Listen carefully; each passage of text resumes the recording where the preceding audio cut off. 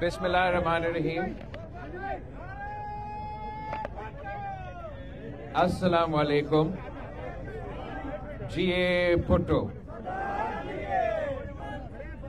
آج 18 اکتوبر ہے اور ہم 18 اکتوبر 2007 کو یاد کر رہے ہیں جب شہید محترمہ بے نظیر بھٹو پاکستان واپس آئی تھی ایک امید کے ساتھ. وہ اس ملک کے غریب عوام کی آواز تھی. انہوں نے انتہا پسندوں اور دہشت گردوں کا مقابلہ عامر کا مقابلہ کرتے ہوئے شہادت قبول کی اور 18 اکتوبر 2007 پہ جو واقعہ اسی جگہ پہ ہوا تھا جہاں شہید محترمہ بے نظیر بھٹو کے قافلے پہ خودکش حملہ ہوا اور پاکستان پیپلز پارٹی کے کارکن شہید ہوئے، مگر شہید محترمہ بے نظیر بھٹو ان دہشت گردوں سے، ان انتہا پسندوں سے، ان کے سہولت کاروں سے نہیں ڈری. وہ جھکی نہیں، وہ پیچھے نہیں ہٹی، اپنی جد و جہد جاری رکھی اور 27 دسمبر 2007 کو شہید ہوئی. پاکستان پیپلز پارٹی آج بھی شہید محترمہ بے نظیر بھٹو کا مشن کو، فلسفہ کو، سیاست کو آگے لے کے چل رہی ہے.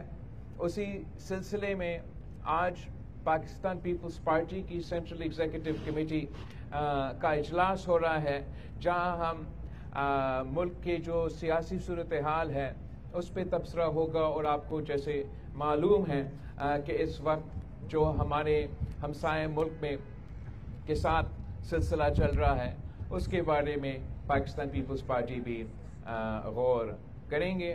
ہم آپ سب کا بہت شکر گزار ہیں. بلاول صاحب یہ بتائیں کہ 18 سال گزر گئے لیکن ابھی تک اس واقعے کے ماسٹر مائنڈ کس نے یہ دھونے کی اجازت دی، کس نے حملہ کیا، کس نے پلاننگ کی، کس نے لائٹیں بند کروائی، اس کے بارے میں ابھی تک کچھ بھی پتہ نہیں چل سکا.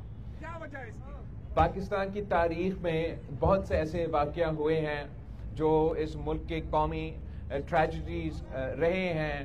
ان قومی ٹریجڈیز میں سے ایک یہ ہمارا 18 اکتوبر کا کارساز کا واقعہ ہے جو ملک کی تاریخ میں سب سے بڑا دہشت گردی کا واقعہ تھا. اور شہید محترمہ بے نظیر بھٹو پاکستان پیپلز پارٹی بلکہ اس ملک کے خلاف، ہمارے وفاق کے خلاف ایک سازش تھا. انفارچونیٹلی جیسے آپ کہہ رہے ہیں اس انسیڈنٹ کا ایسے کوئی ایسپیکٹس ہے جس پہ ٹرانسپیرنسی نہیں ہے اور ویسے ہی اس ملک میں ہوتے آ رہا ہے. سنجے صاحب یہ بتا دیجیے گا تھانہ کارساز میں جو لوگ شہید ہوئے اس کے جو سہولت کار تھے سارے واقعے کے وہ اس ملک میں اس وقت بھی موجود ہیں. ان دہشت گردوں کا آپ کو اس وقت بھی خدشہ ہے؟ اس حوالے سے بتائیے گا. دوسرا، آپ ہمیشہ پیپلز پارٹی نون لیگ کی سیاست کو سپورٹ کرتی ہے اور نون لیگ کو ہمیشہ بچاتے ہیں. پہلے آپ نے کہا تھا جب یہ مشکل میں ہوتے ہیں تو پاؤں پکڑتے ہیں، جب یہ پاور میں ہوتے ہیں تو گلے سے پکڑتے ہیں. اس وقت بھی پیپلز پارٹی کے ساتھ نون لیگ پنجاب ہو یا وفاقی وزراء ہو ان کا یہی رویہ ہے. آج CEC میں آپ فیصلہ کرنے جا رہے ہیں، کیا فیصلہ کرنے جا رہے ہیں؟ کیونکہ ابھی آپ کی پالیسی تبدیل ہے. آپ وفاقی حکومت کو کچھ نہیں کریں لیکن اس کی طرف جو آپ کے اپنے اراکین قومی اسمبلی ہے وہ یہ روتے ہوئے رہے ہیں کہ ہمارے کام نہیں ہوتے، ہم نے حکومت میں شامل ہیں لیکن فائدہ کوئی نہیں ہے. کیا کر رہے ہیں؟ آج پاکستان پیپلز پارٹی کا سینٹرل ایگزیکٹو کمیٹی کا اجلاس ہوگا. وہاں پارٹی کے نمائندے مختلف صوبوں سے، وفاق سے بھی اپنے جو ایشوز ہیں وہ ریز کریں گے، ان پہ بھی ہم غور کریں گے. ساتھ ساتھ وزیر اعظم صاحب نے مجھ سے ملا ہے اسلام آباد میں، جو باتیں وہاں ہوئے ہیں وہ بھی میں پارٹی کے سامنے رکھوں گا. وقاص باقی اچھا، وزیر اعظم سے شہباز شریف سے آپ کی ملاقات ہے، خاص طور پہ ہمارے پاس اس وقت سندھ میں PIDCL کا ایشو ہے جو متحدہ قومی موومنٹ سے وزیر اعظم کی ملاقات ہے، اس میں ان کا PIDCL کا برقرار رکھا جائے گا اور سندھ حکومت کے اعتراضات تسلیم نہیں. پیپلز پارٹی یا سندھ حکومت اس سلسلے میں کیا کہتی ہے؟ جہاں تک اس قسم کے اسپیسیفکس ہے، یہ ایشوز پاکستان پیپلز پارٹی بھی وفاق کے ساتھ ریز کرتے رہے ہیں اور I'm sure کہ سندھ حکومت کا جو اعتراضات ہیں وہ ریز کرتے رہیں گے.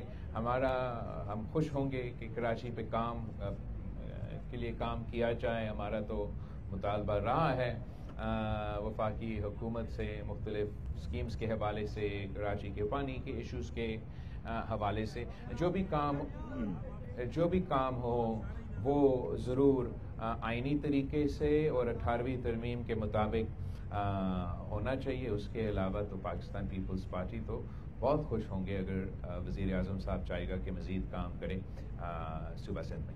بلاول صاحب, آپ نے اس دن بڑے خوشی کا اظہار کیا تھا, خاص طور پہ جو وزیر اعظم معاہدے میں وہاں شرکت کرنے گئے تھے, اور یہ خدشے کا اظہار بھی کیا تھا کہ اللہ کرے اس سے امن ہو اور خلاف ورزی نہ ہو. اب دیکھا جا رہا ہے کہ روزانہ کے بنیاد پہ ایک بار پھر جو ہے فلسطینی لوگ 10, 15, 20 اسرائیلی فوج جو ہے وہ قتل کر رہی ہے, تو وہ بھی تو انسانی خون بہ رہا ہے معاہدے کے باوجود. اس پر آپ کیا کہیں؟ ہم غور سے فالو کر رہے ہیں جو صورتحال ہے مڈل ایسٹ میں.